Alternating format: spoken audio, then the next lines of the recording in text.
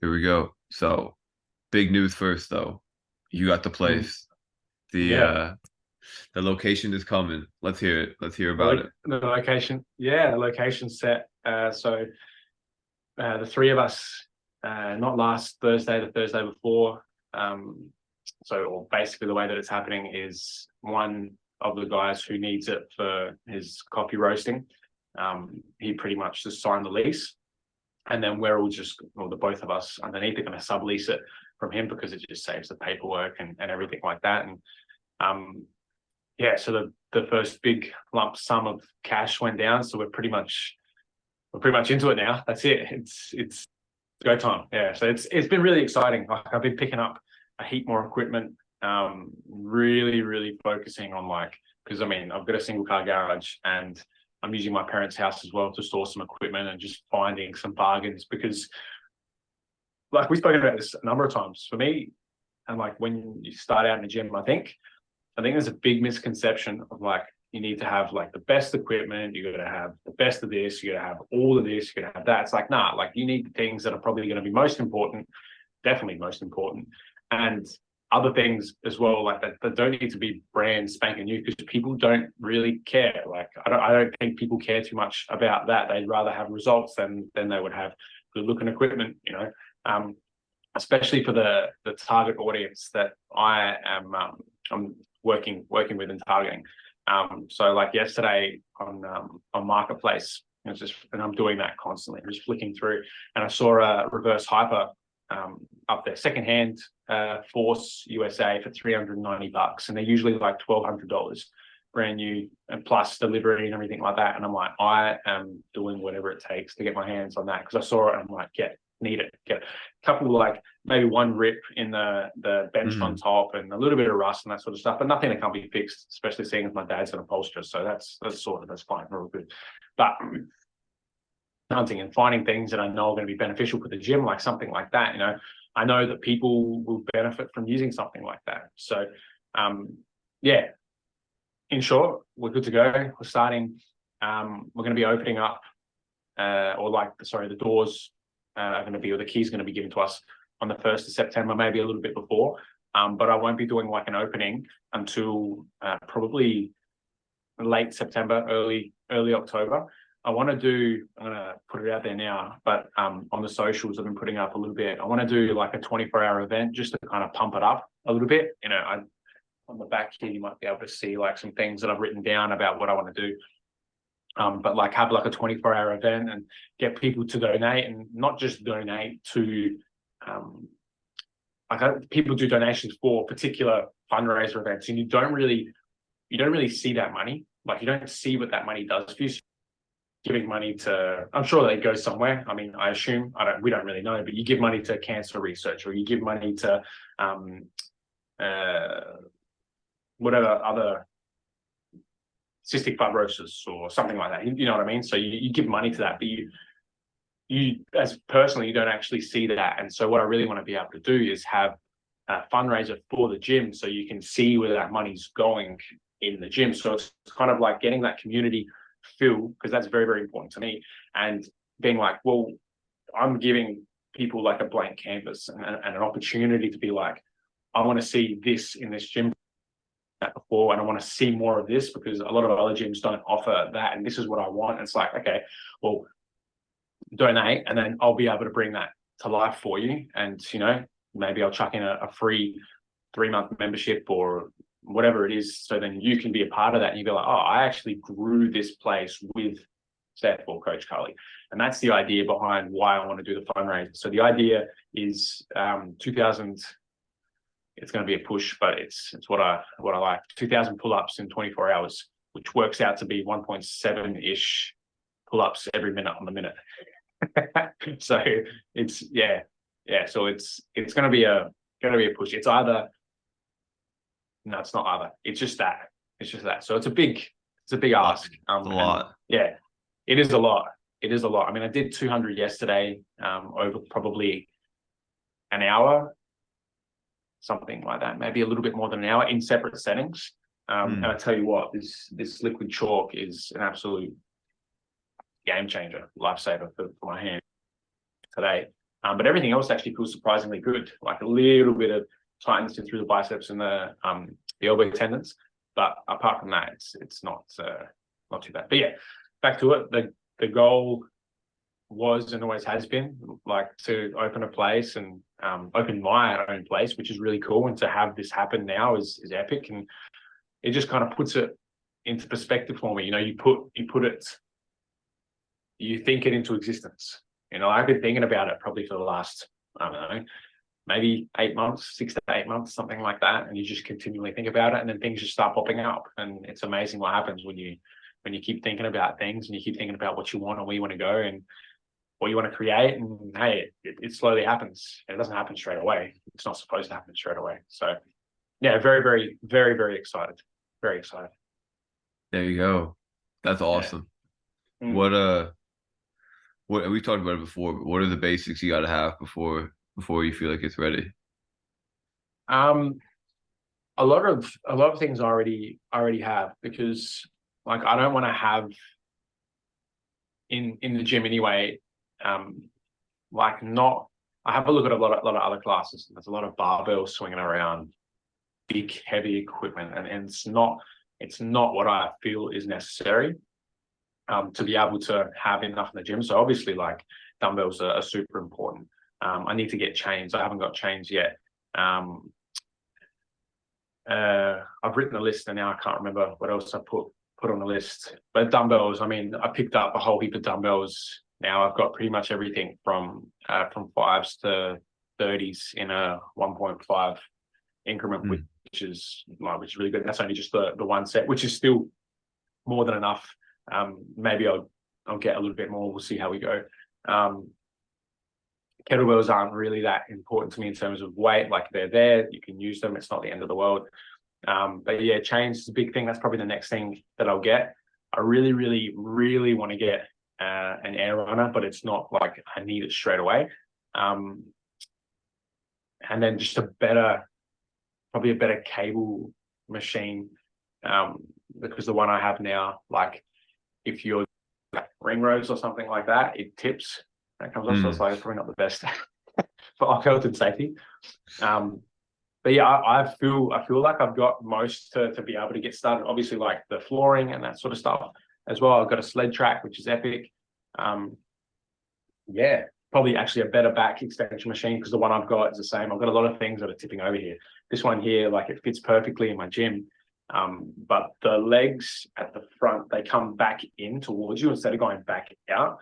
So it kind of like, it's not as long, if that makes sense. So like imagine that's a thing like that. Instead of the legs going that way, like that, to stop it from tipping, it's kind of like it goes back this way. So it's not not ideal. But yeah, I'm pretty content with most of what I got right now. Obviously, you know, some more weight plates and all that sort of stuff. It's not like, yeah, I don't want to go and break the bank straight away. I want to find things that are kind of like exclusive and different, and like the reverse hyper. And you use that. I look at Wade. He's moved to Texas. Wizards. Yeah. As a Wizard Performance. Yeah. Yeah. I look at a lot of the stuff that he has, because he works with youth. Like, well, I see a lot of his stuff anyway. And it looks like he works a lot with the younger kids. And not saying that this is what he does at all, but from like the outside perspective in and looking in, it's like, it's pretty much just getting kids in doing particular, I see the kids on the reverse hyper. I'm like, yeah, that's epic. Like getting kids to be able to experience those different movements and being like, it's not about giving them copious amounts of weight or anything like that. I think there's a big, not to use the word again, but a big misconception of like kids working out. My cousin come over yesterday, and his son is really, really good at AFL. And he was saying, he's 14. He's like, can you please tell my son that like he shouldn't be lifting weights? And like I went to his son and I'm like, John, don't listen to your dad. He was just like, what are you talking about? I'm like, no, you got to understand, like it's not about not lifting weights. It's not about just lifting weights. Like it's about how you're lifting them. You obviously don't want a kid to go on 1 rep max and lift all these heavy weights, but you still need that resistance to be able to develop tissue, like in simple terms. And he's like, yeah, but you still shouldn't be lifting weight. And I'm like, no, you should, but it depends on how you're actually lifting the weight. And like, you can use yourself as the weight as well. Like, it's not just about not lifting weight at all. It's about understanding how you can better your body and mechanics of your body and blah, blah, blah, blah, blah. Yeah, it's interesting because I've been working with a lot of kids as of late, and you see the parents slowly just like adapt, and they become comfortable in seeing like, oh, there's something happening and changing with my child. I wonder what it could be. It's like, it's okay. I know what it is. So yeah, that's sort of where we're at the moment. Probably, I'm sure there'll be a what I'll need, but for now, like, it's not anything that I need right this second. Like, I'm comfortable with what I have, a place for the weights to hang, place for the plates to be put, somewhere to pull up, like that sort of stuff. And again, the clients or the people that I want to bring to this place, I don't want them to feel like they're part of the sardine can. Like, I want them to feel like they're in first class. When you're in first class, you have one air hostess or one air stewardess, and they're taking care of between 2 to 4 people. Whereas when you go in the back of the plane, there's one for 50, 60 people. I want them to have this experience of like, I'm here to service you because I want you to be able to get the most out of when you come to me. That's the type of vibe, type of feeling I really want to offer these people. I love it. Yeah, thanks, man. This isn't gonna come out until after I think they've released it, but Benji from Freak Athlete sent me a video of their new product that's coming out. I think it's coming out tomorrow. So Monday in the States, but it'll be Tuesday for you probably. Did he send it to you? No, because Freak Athlete, they pulled out of Australia for now just because of the logistics and everything like that. So I haven't seen it, which I have a good feeling. I think I know what it might be, but let's see if my thoughts are right. I almost don't want to give you like blue balls with it, but he sent it to me, and it's a Nordic bench. Yeah. And then the same way that Logan's turns into a 45-degree hyper from the tib bar guy, his turns into a 45-degree hyper, or like it can do the elevated or decline Nordics. But then once you get it here, you can turn it into a GHD, like a 90-degree back extension. So it's all 3 in 1. And then I mean, like, you can hook a band to it and do reverse hypers off the back, but there's no like pendulum arm. Oh man. That's what I was thinking. Yeah. That's genius. I haven't seen one that does all 3 before. I've seen the 45-degree turn into a 90, and I've seen the Nordic turn into a 45-degree. But I've never seen all 3. So I'll have one in a few weeks probably. Yeah.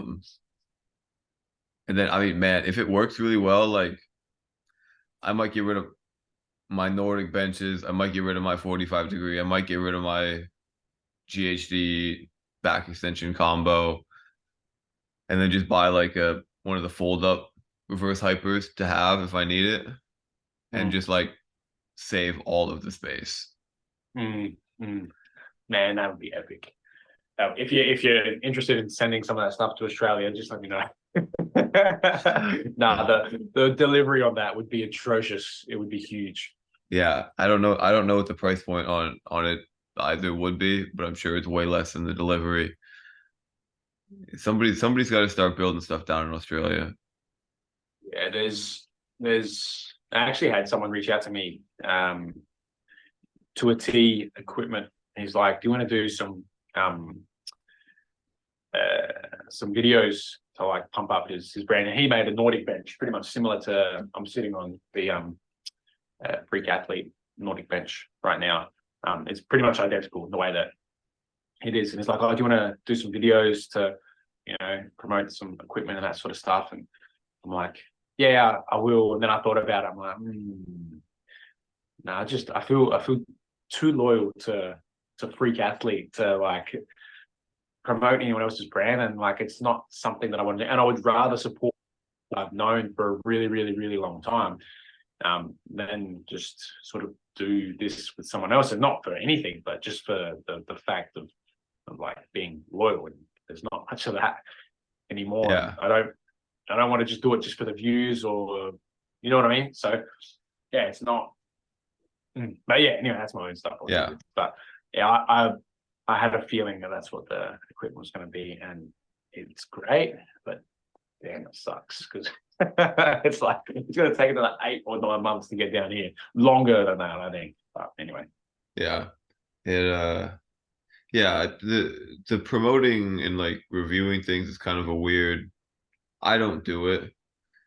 People have reached out to me a lot, and people send me stuff still. That I a lot of times I just don't review it because it's not like.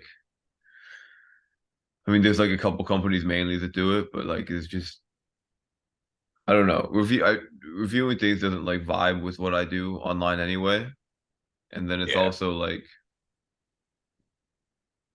I don't know. You could do this with whatever. I did it.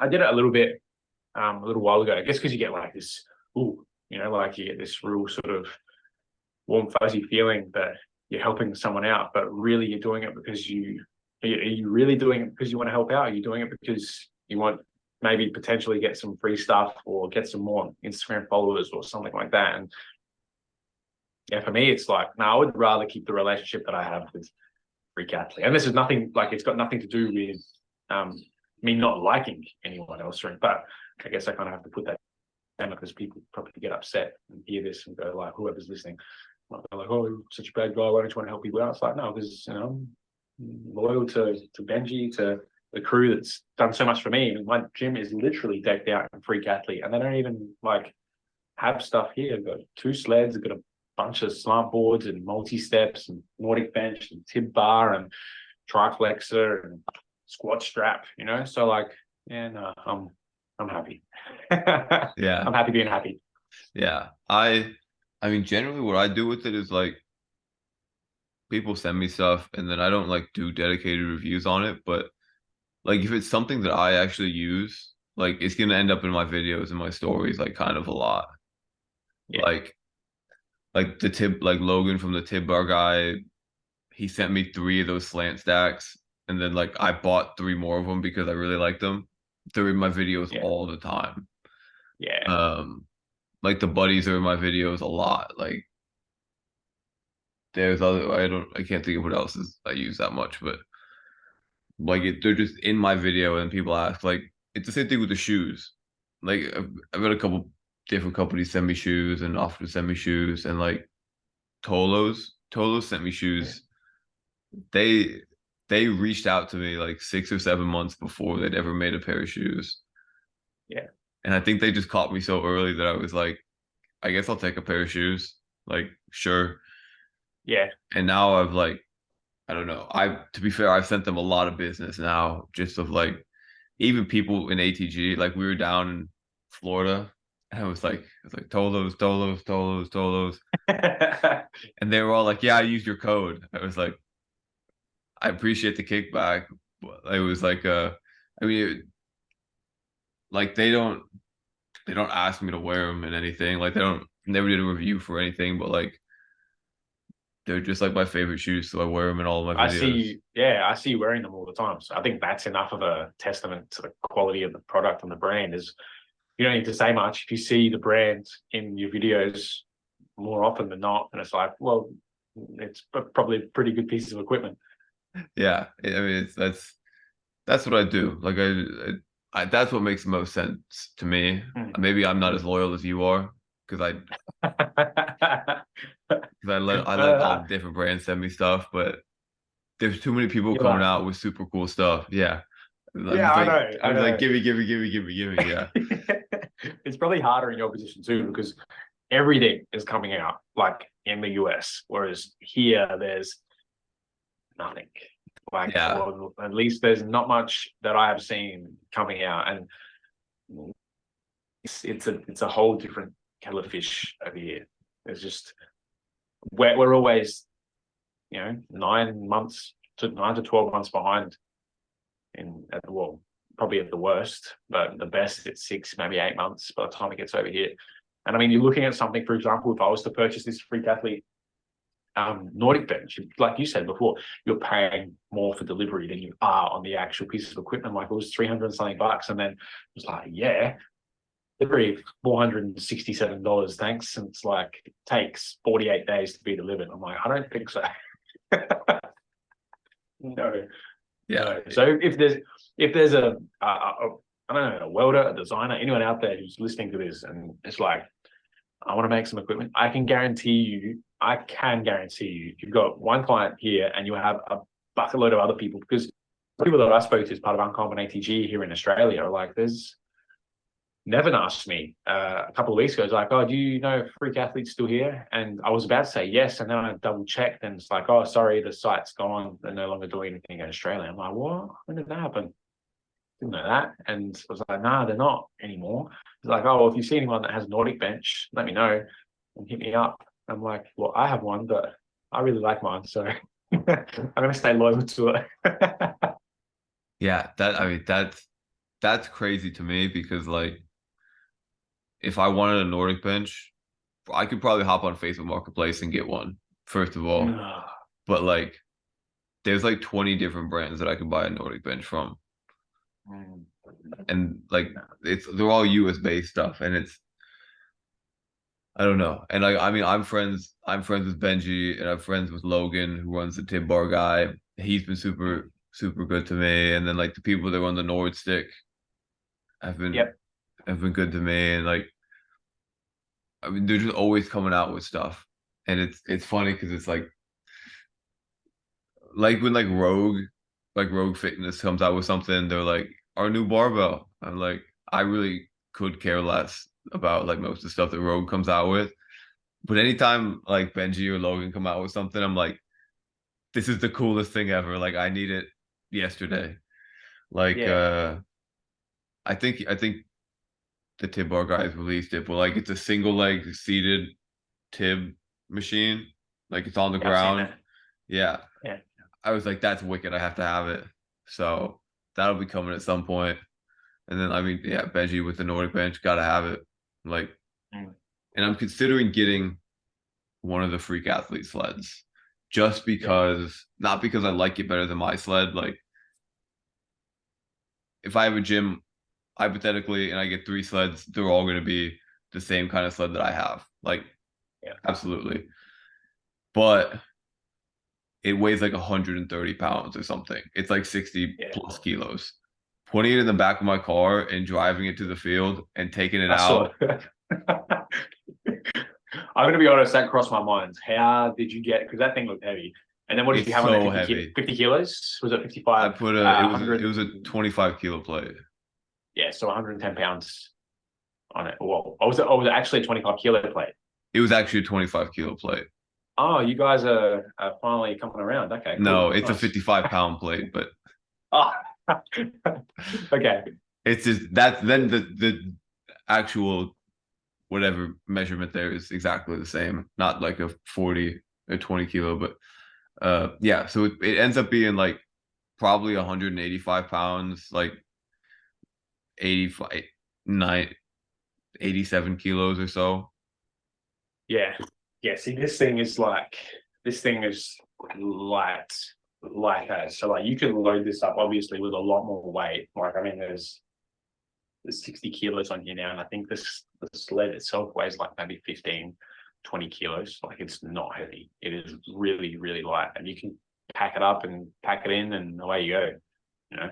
Yeah, genius. That's where I like, do I want it to be hard to get the sled out and then easy to move the weights, or like, do I want it to be really easy to move the sled and like I gotta pack like 70 kilos in my car? Yeah, I don't know. Give or maybe take. you should ask your car that question, because the weights you can put over the car. You know, your car's probably bottoming out as just driving over those speed bumps. I mean, I know mine was when I was bringing all the weights back. I reckon I had like 100 and no, what did I have? I had something ridiculous. I had almost 200 kilos in the back of the car, and the car was like a low rider. Dragging, yeah. There's sparks flying. so yeah. carefully. I'm looking out for cops, just the police driving past, and there was no one there. I just got home. Lucky, they probably know now because what if they listen? But anyway, I didn't do it. Wasn't me. Yeah, All these fires starting because of the sparks that you're shooting out. yeah. Yeah. Not in this weather, man. Not in this weather. There ain't no fires, man, because it's cold as it is. Mm. Proper cold. Yeah, it's like.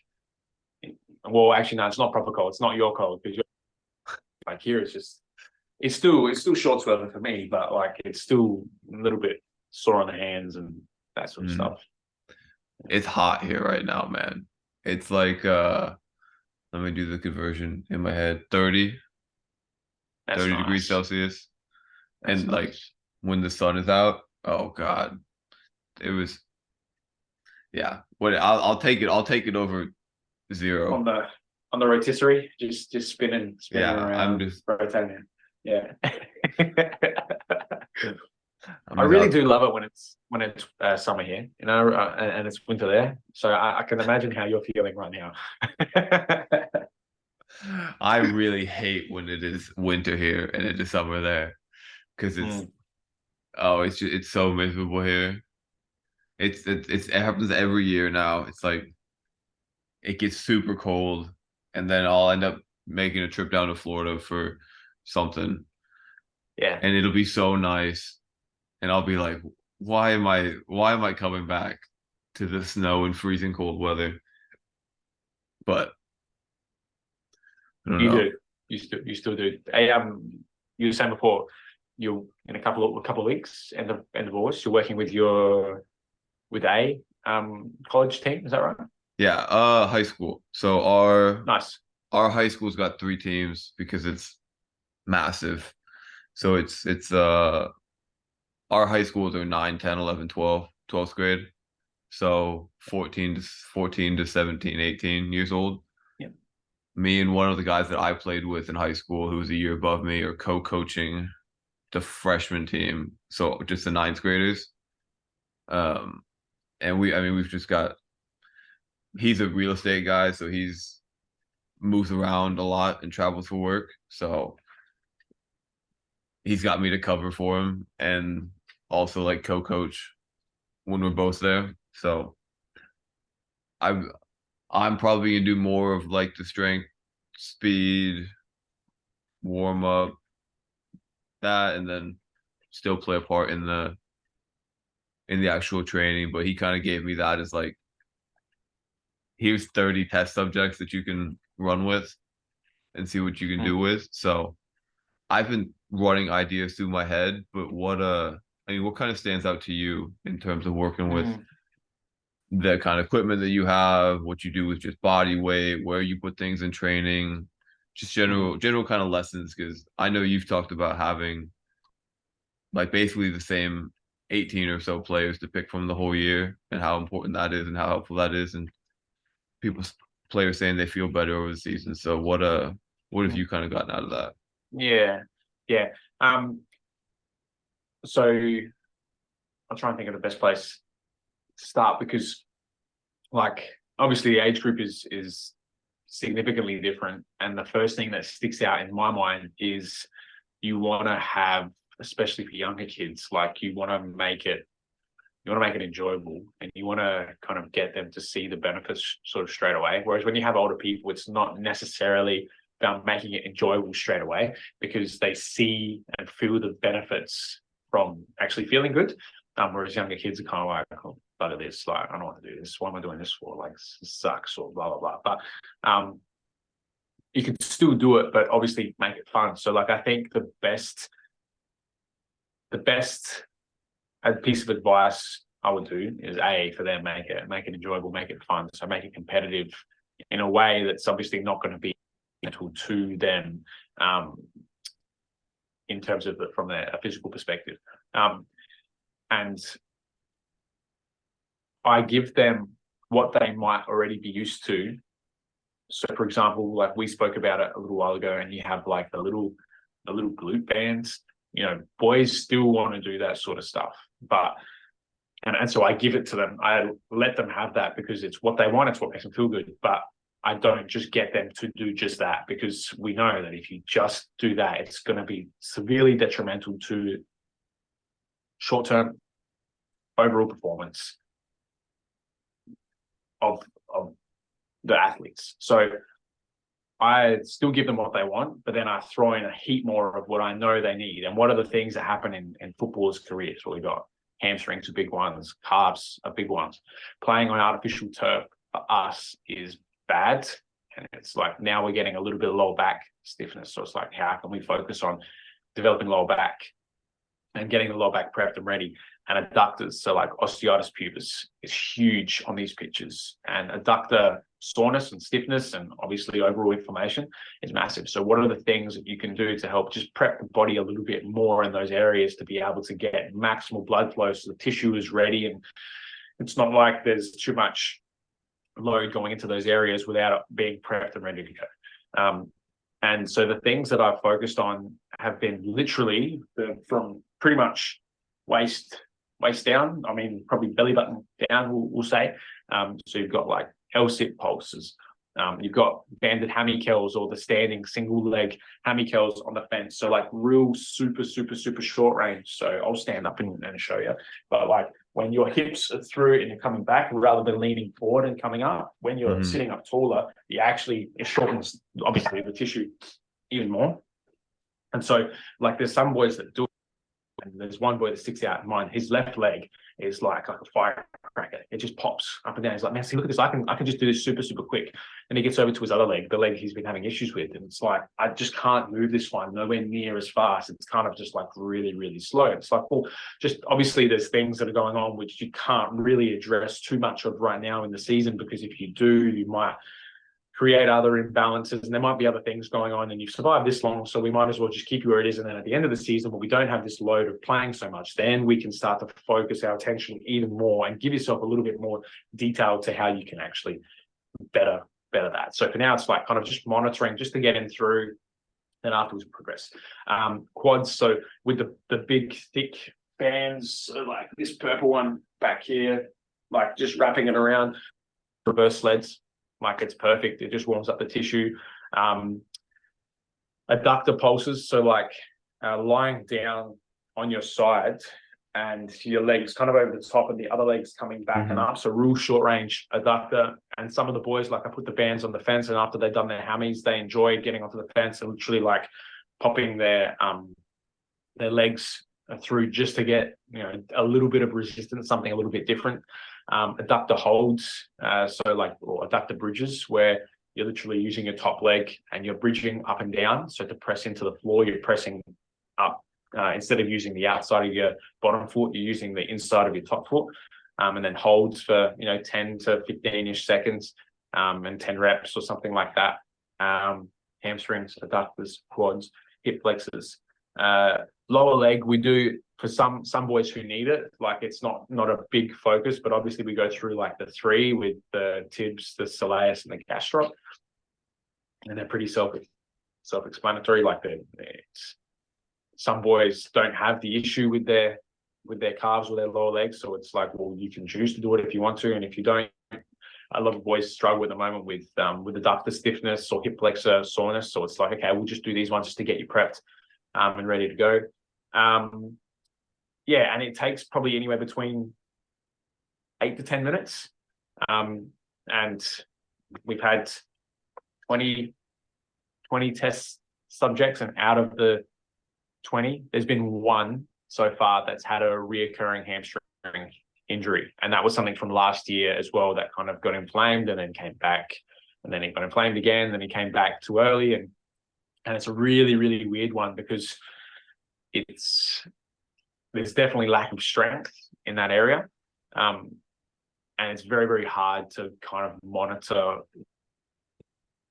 what we need to do, because he's had it previously and it's gone away, and then it's come back again, and it comes on in like longer running. So it's not even like explosive. It's like longer running when we've done our 2K time trial or something like that. And that's the next thing too. I know this is not something that you especially for kids, I wouldn't recommend it. Like, there's no need. I have parents asking me this question all the time. Like, how can we increase our son's endurance? Like, get him stronger. No. Like the cardio, yeah, get him stronger.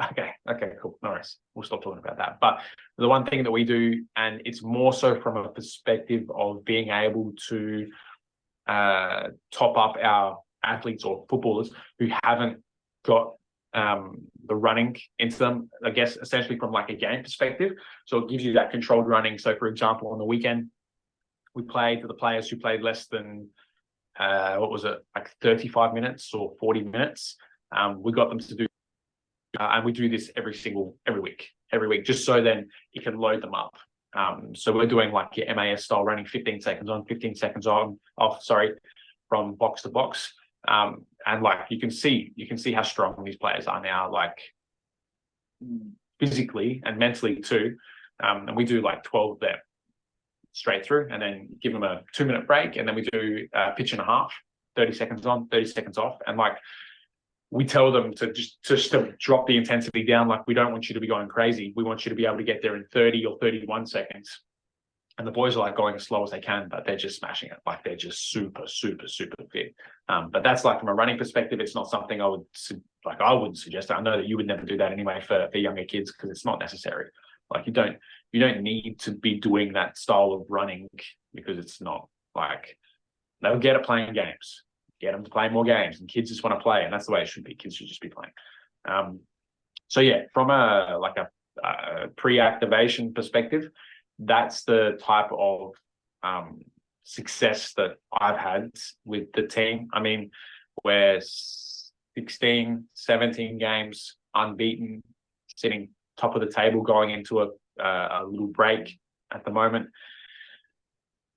One injury, which has been a reoccurring hamstring injury.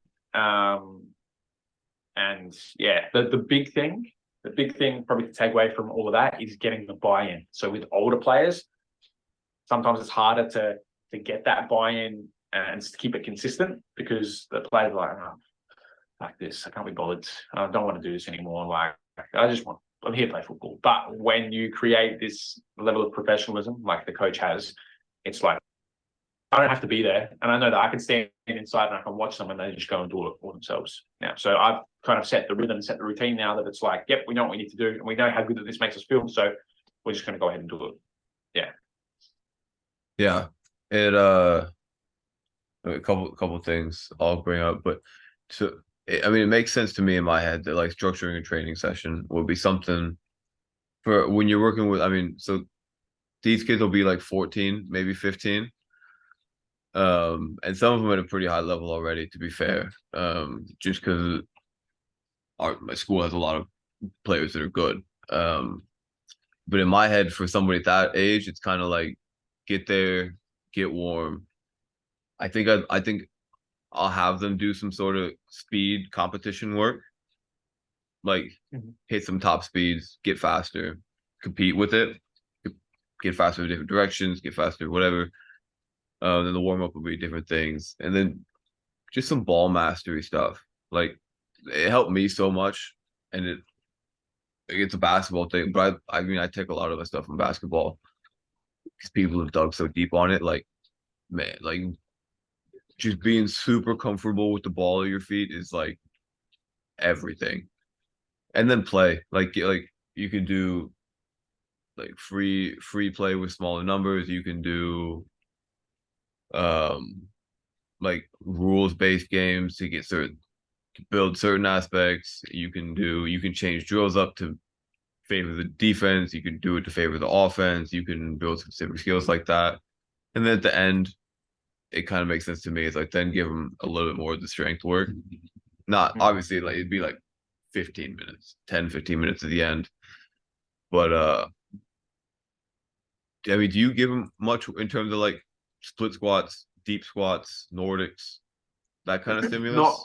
Not the only reason why we don't, I think, and like, so that stuff that I said before, that's all pre-training, like to prepare them for training. So there's nothing there from a strengthening perspective, like you're talking about split squats or and I think the reason why I didn't do it, not I think, I know, is because the load that they're getting from training, like because it's very meticulous and like it's very monitored, the load from training is, if you were to give them a little bit more afterwards, I think that there would be probably either a lot of buyouts, and then also probably, I wouldn't say more injury, but probably more fatigue, and it'd be harder to monitor all of that, if that makes sense.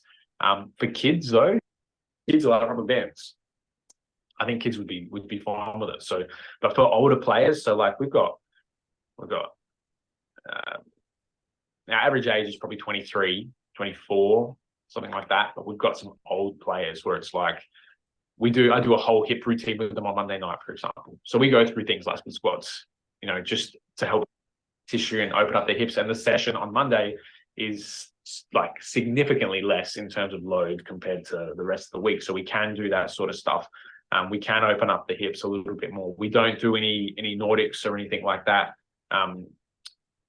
Probably based on the fact that they're already in a position, like obviously if their tissue's strong enough, they haven't experienced any hamstring issues, I'm not going to go ahead and like get them to do hamstring issues if there's no kind of problem with their hamstrings at the moment. A lot of this is just dealing with tightness and stiffness.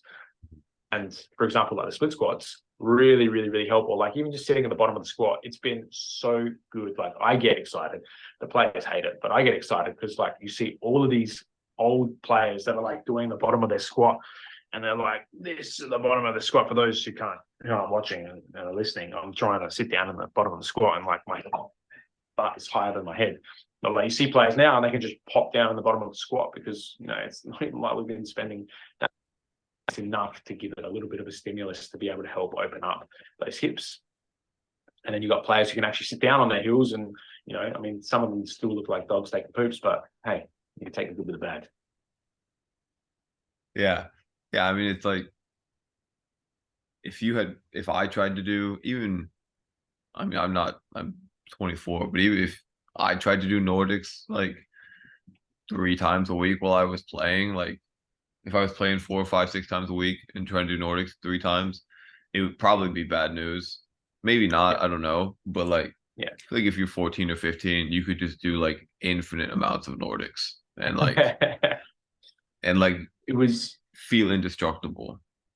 Yeah, and it was because I was getting help from one of the A-League strength and conditioning coaches, and he suggested it to me to do, and I kind of weighed it up. I was like, all right, we still need to get some hamstring stimulus, and so the other thing that I do is like the banded good mornings. And I mean, although it's not necessarily in terms of, you can still do it without the band, but just, and with kids it's hard because I know that kids suck at like hip hinging most of the time, so it might be a little bit hard. It'd be something good to teach them. But it was suggested to me to do Nordics, and I kind of weighed it up, and I was like, it's probably not really. I can still get hamstring stimulus by doing good mornings. Obviously, it's different because you're hinging from your hips, not really from your knees. So it'd be a little bit different, but it'd still give me the stimulus that I would want for these players, and that those hamstrings up at a little bit of a longer position. And even with that, like far out. So to have a look at some people like not be able, like you got people trying to do RDLs, it's like, oh man, my eyes hurt watching that sort of stuff. And it's a coaching thing, and you don't really want to spend your time actually coaching the movement too much. You want them to kind of get it, so you make it easier.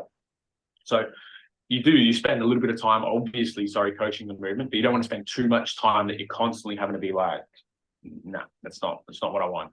So you just make it as easy as possible. But yeah, that's the other thing that we do too. Yeah. It all depends on the player. And so, do you guys just have like a shitload of bands, like the big thick ones for the reverse sleds, and then like the little ones for other things? And yeah, so I'm using bands from like 5 or 6 years ago that I found that were all dusty, and I just like grabbed them out, and I bought some other ones. So like I've got obviously the glute bands, and I've got these the thinner ones. Usually they're like the red ones. I got those ones, and I got the super thick. That sometimes they're purple, sometimes they're orange. The super thick ones. And what I do as well is like you split it up.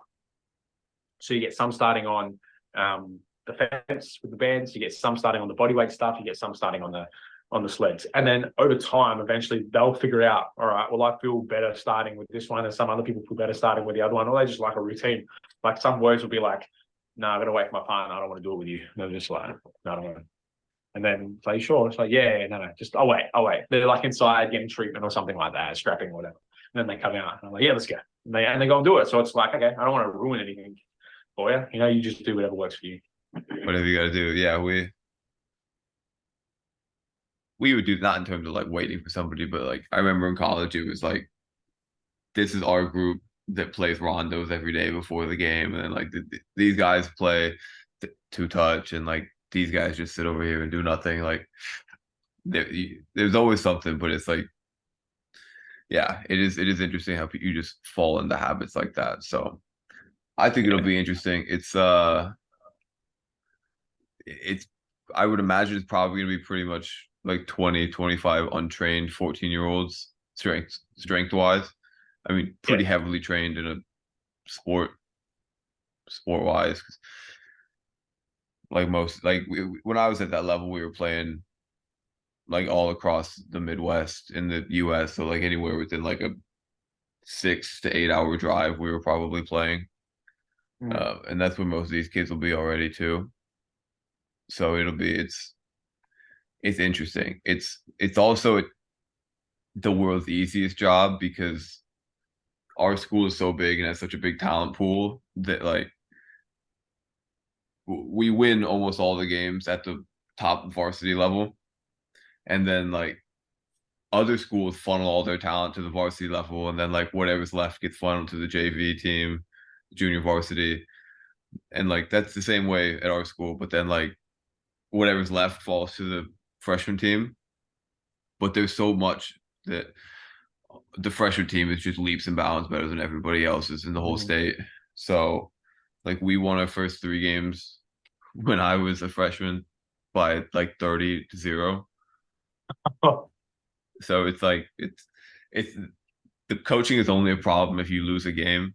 So if you lose, yeah. everybody's like, "What the hell are you doing?" But Mm. so It's very hard to do that. yeah, so Yeah. it'll be low pressure unless we're starting to lose a game. Mm. Then it's the highest pressure. But it's kind of like a blank slate, I guess, Yeah. with a bunch of rubber Nice. band kids. Yeah. Yeah. That'll be good. It'll be good. So I got to leave it here for today. I got Yep. a client starting in a couple of minutes. So I'm excited to hear though. We'll speak about it next week. What your thoughts are and like what you think you're going to do, where you're going to go with it all, Yeah. because you still got a couple of weeks, don't you? Yeah, I got some time. All right, Nice. I'll let you go. I'll put everything down below. People can find your Done. million push-ups in a day challenge and everything else. All right, if you made it this far, Pull, thanks for listening, and we'll catch everybody later. pull-ups, not push-ups. Oh, did I say push-ups? I meant pull-ups. Take All it right, easy. see ya.